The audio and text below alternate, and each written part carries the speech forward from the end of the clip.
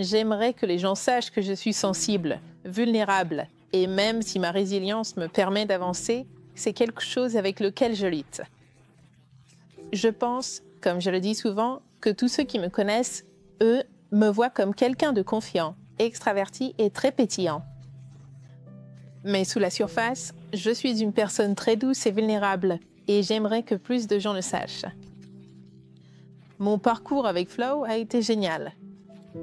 Depuis un peu plus d'1 an maintenant, ma dépression a été vraiment difficile.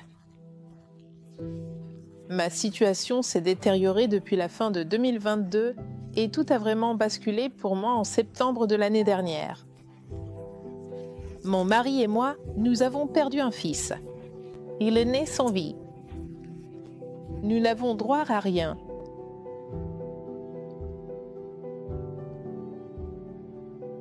J'ai porté mon enfant, j'ai accouché de mon enfant, j'ai tenu mon enfant dans mes bras. Et les systèmes en place nous ont dit « Vous n'avez droit à rien ». Pas d'accès au congé maternité, pas d'aide financière pour les funérailles, pas de congé. 5 jours de congé pour deuil, c'est tout à quoi on a droit. Ce n'est pas acceptable. Mon mari, lui, il m'a littéralement sauvé la vie. Et même si je sais qu'il le referait 1000 fois, c'est pour ça que j'aimerais qu'on me pardonne. De ne pas avoir vraiment pris ma santé, physique et mentale, assez au sérieux, de m'être poussé à bout et d'avoir tellement mal évalué ce dont j'avais besoin que j'aurais pu faire vivre un autre traumatisme à ma famille.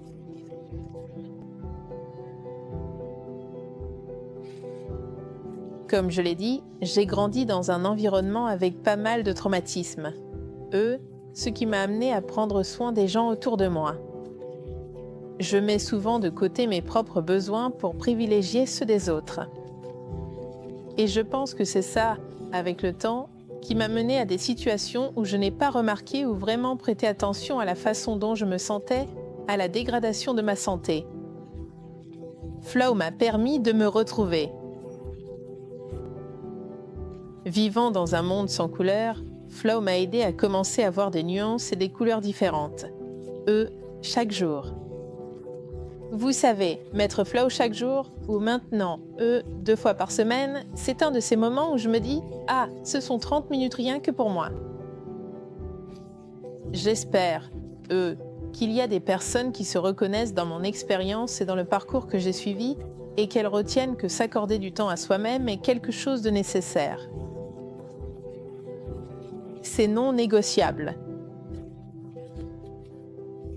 On a l'impression que si on ne met pas quelqu'un d'autre en premier, ou si on ne met pas, vous savez, son enfant en premier, ou son travail en premier, ou son partenaire, peu importe, alors on est égoïste. C'est probablement l'un des plus grands mensonges qu'on ait jamais cru. Il faut d'abord se donner à soi-même. On ne peut pas verser à partir d'une tasse vide. Et quand on le fait, on finit par être en déficit et c'est là qu'on se retrouve, vous savez. Le flow, c'est quelque chose qui donne la vie. Il faut aussi se rappeler que le traumatisme modifie le corps. Il le change physiquement. Ça change vos hormones. Ça change la façon dont votre cerveau communique avec vous, la façon dont vous percevez les choses. Mais heureusement, je sais que le cerveau est plastique, donc s'il peut aller dans un sens, il peut aussi aller dans l'autre. Et le flow, ça m'a aidé à revenir dans l'autre sens. Je ne pensais pas que ça aurait un impact aussi fort. Comme je le dis, je suis, vous savez, suivie par mon médecin généraliste et aussi par un thérapeute. Mais j'étais juste bloquée. J'en avais marre. Les médicaments ne changent rien. Je n'ai pas envie de te parler. Ça ne change rien. Flow était la pièce manquante de mon puzzle pour le traitement et le suivi. Je ne pourrais plus imaginer mon parcours sans ça maintenant.